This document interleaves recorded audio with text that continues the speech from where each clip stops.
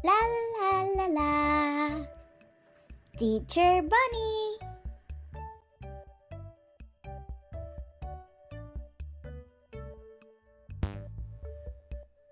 Magandang araw sa inyong lahat. Alam niyo ba ang mga iba't ibang bahagi ng katawan ng mga hayop? Tara, alamin natin. Iba't ibang bahagi ng katawan ng mga hayop.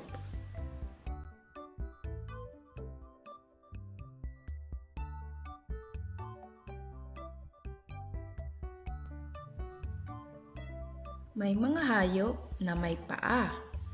Ang kanilang paa ang ginagamit nila upang makalakad at makatakbo. Halimbawa, ito ay isang kabayo. Ang kabayo ay mayroong paa na kanyang ginagamit upang ito'y makalakad at makatakbo.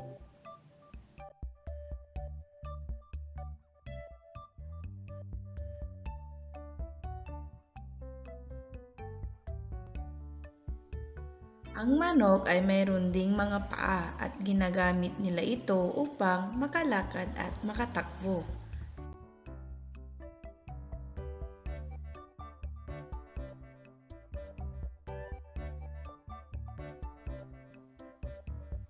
Ganon din sa kambing.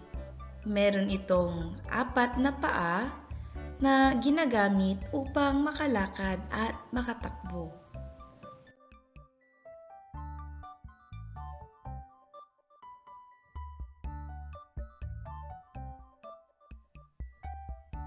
Ang mga hayop ay mayroon ding bunganga, katawan at buntot, kagaya ng aso, baka, pusa at kabayo.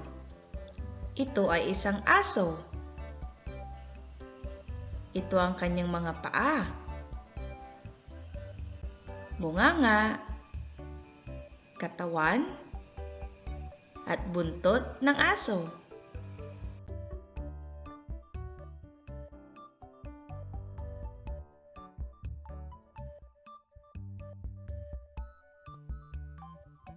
Ito naman ay isang baka. Ito ang mga paa, ang bunganga, katawan, at buntot.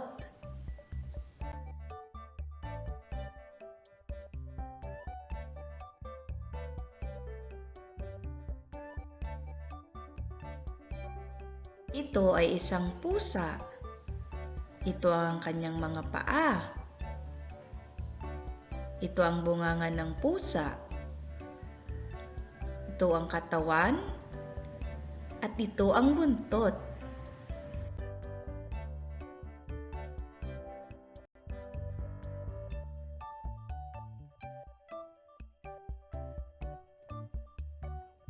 Kagaya rin ng aso, baka at pusa, ang kabayo ay mayroon ring mga paa. Meron din itong bunganga, katawan, at buntot.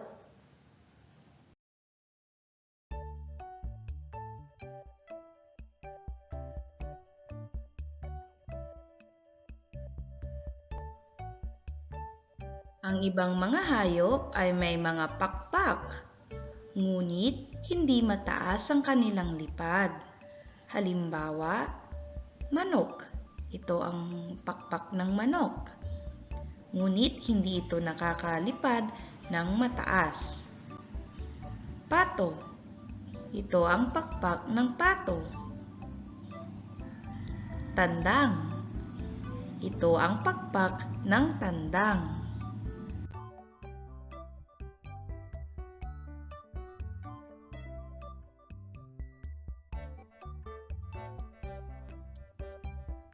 Mayroon din silang tuka na ginagamit sa pagkuha ng kanilang pagkain.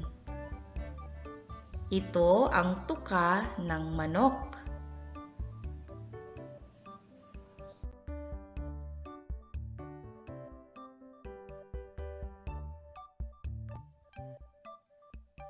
Ito ang tuka ng pato.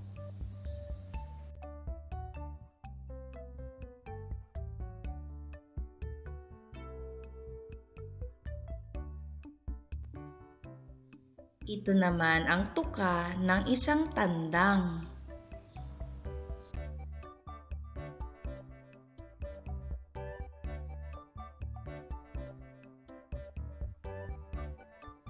Ang mga ibon ay mayroon ding mga pakpak na ginagamit nila sa paglipad at tuka na ginagamit sa pagkuha ng kanilang pagkain.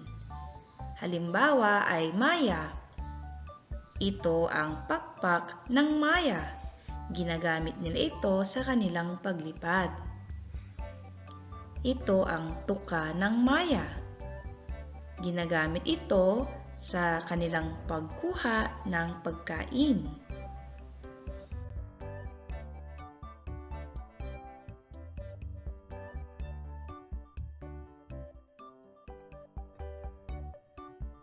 Ang ibang hayop ay may mga sungay na ginagamit nilang panangga sa kanilang mga kalaban. Halimbawa, kambing. Ito ang sungay ng kambing. Ginagamit nila itong panangga sa kanilang mga kalaban.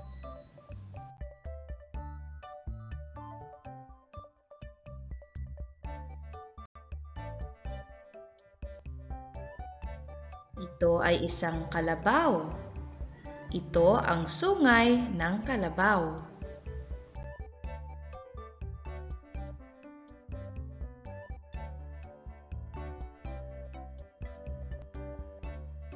Ang tawag sa hayop na ito ay usa. Ito naman ang sungay ng usa.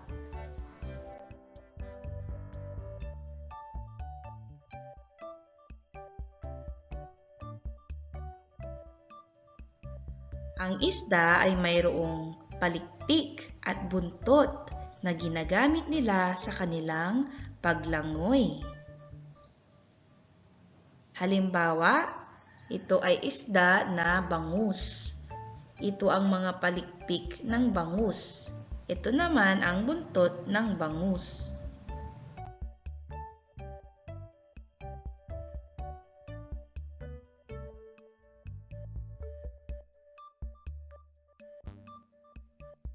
Isa pang halimbawa ng isda ay ang goldfish.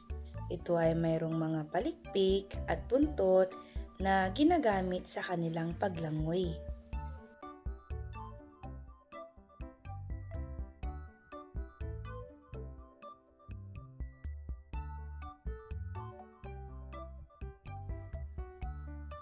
Ano-ano ang mga bahagi ng katawan ng mga hayop?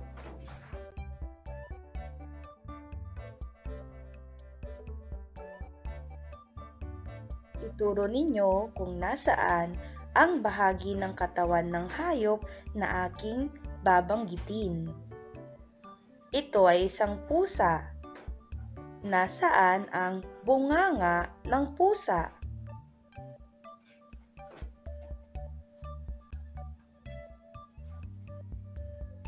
Nasaan ang buntot?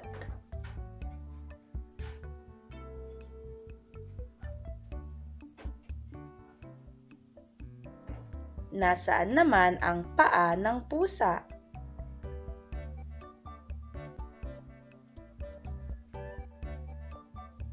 At panghuli, nasaan ang katawan ng pusa?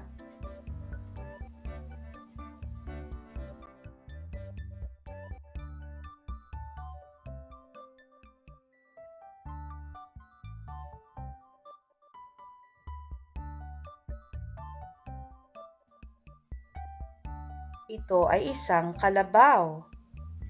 Nasaan ang buntot ng kalabaw?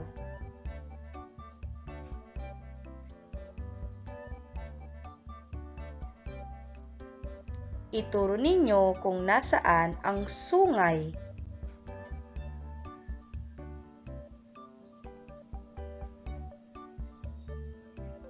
Nasaan naman ang bunganga?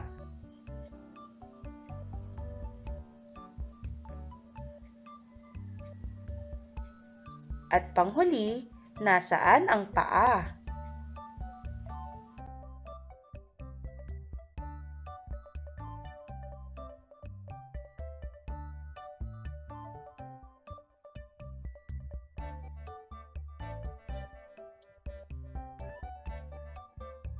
Hanapin nga ninyo at ituro kung nasaan ang pakpak ng manok.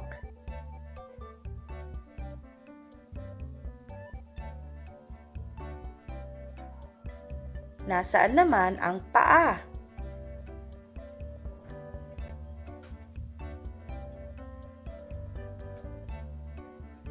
Nasaan ang tuka?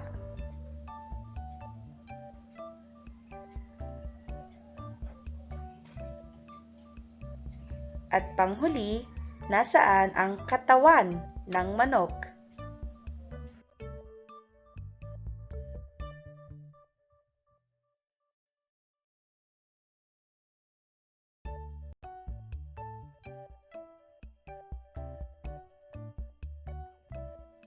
Ang isdang ito ay tinatawag na tilapia. Ituro nga ninyo kung nasaan ang mga palikpik ng tilapia.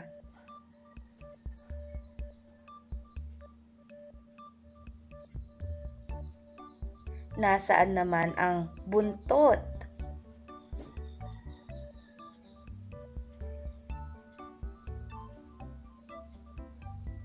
Nasaan naman ang bunganga?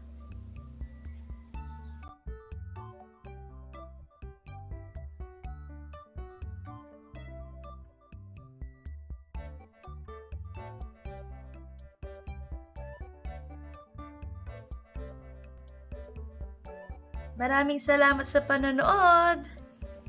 Please subscribe to my YouTube channel and click the notification bell para mas maging updated pa sa aking mga videos.